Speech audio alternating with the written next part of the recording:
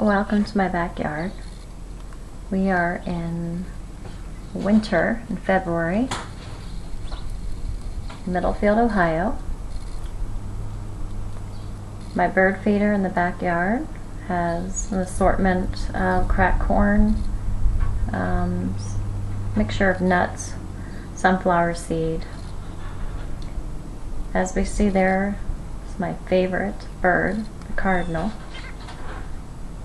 Most of the winter male cardinals are usually more dominant over females at the feeder. Right there we see a male. The northern cardinal male is a medium-sized bird with a crest and an area of black surrounding its red bill. Female is medium-sized with a crest, but with olive to buffy brown body, reddish wings and a tail, and bright red bill.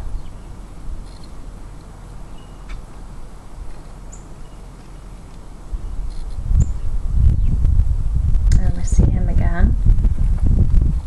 Usually the male will be at the feeder the most than the female. There are times that we get a female.